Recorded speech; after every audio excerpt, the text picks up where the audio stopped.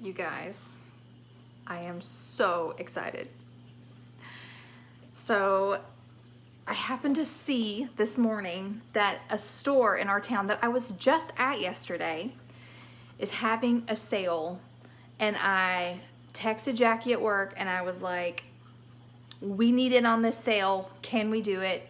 He said, yes, we can. So I called the store to see if they still had these in stock. They had 4 cases left. So I said, I will be there in 25 minutes. It actually ended up being more like 45 minutes because we live out of the, we're out in the county. But I got there and they still had them. I didn't get all 4 of them. I got 2 boxes, but y'all, I cannot even tell you how incredibly grateful I am, how incredibly blessed I feel about what I got today. Let me show you.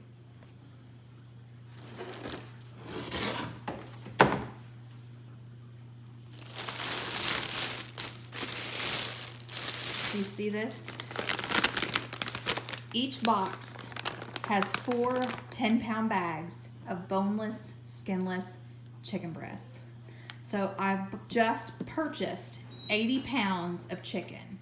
Now you might be thinking to yourself, wow, Tangerine, that's a lot of chicken.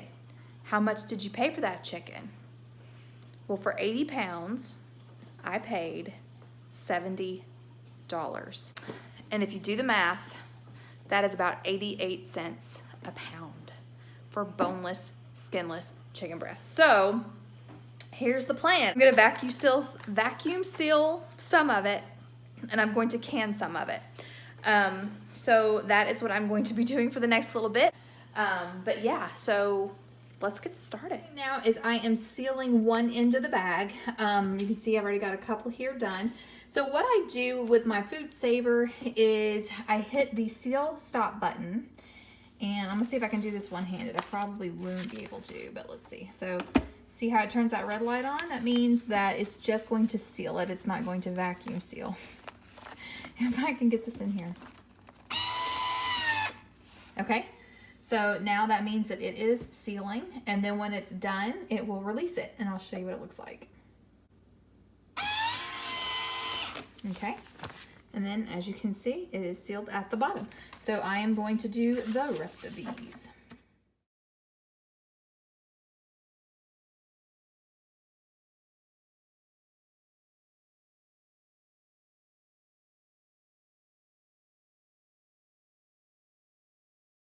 So I have taken a bag of the chicken and I put it in this bowl just to get to it easier. So this is how I do it.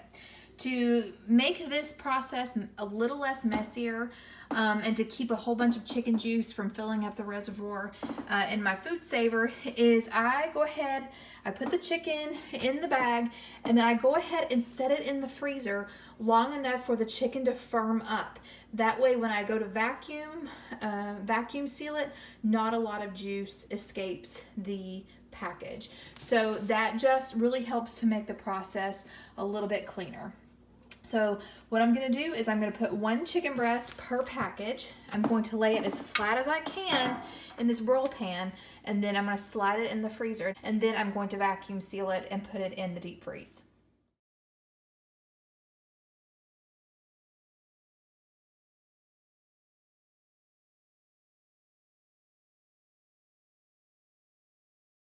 So our chicken has been in the freezer now for a couple of hours, and as you can see, it's still kind of squishy, but also like around the edges, it's really, really firm. So there's still going to be some moisture that comes out when this is vacuum sealed, but it's not going to be as bad as it would if it was still completely thawed. And I've got salsa over here canning, so please pardon the steam.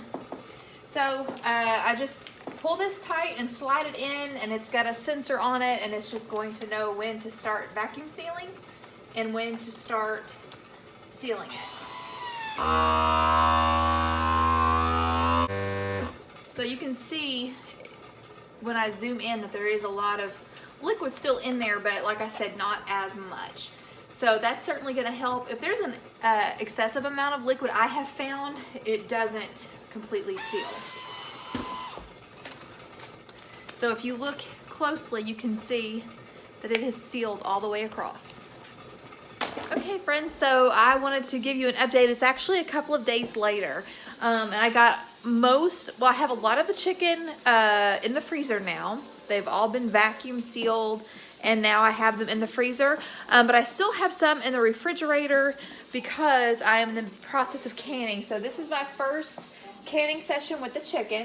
I got 14 pints of chicken, and then I have just a couple of pints of black beans back here. I had a little bit of black beans in a bag, and I wanted to go ahead and get those canned. So that's what that is. Right now I have some chili beans going in the pressure canner.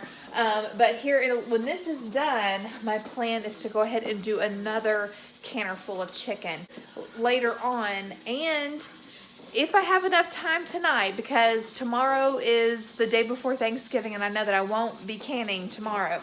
But if I have time tonight, I'm also going to use some of that chicken and do a batch of South of the Border chicken soup, which is found in the Amish canning cookbook.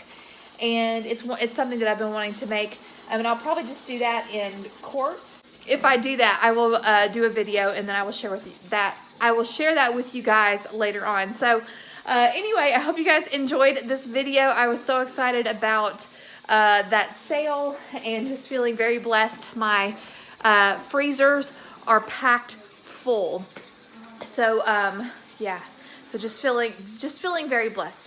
But anyway, I hope you guys enjoyed this video. If you have any questions about using the Food Saver, where I get the bags, which I will put a link for the bags that we use. It's an off-brand. They're not the Food Saver brand. It's an off-brand. This is my third time purchasing and using these. I've had really good success with them. So I will leave the link to those bags in the description box below. So anyway, that's all I've got for you guys today. Until next time.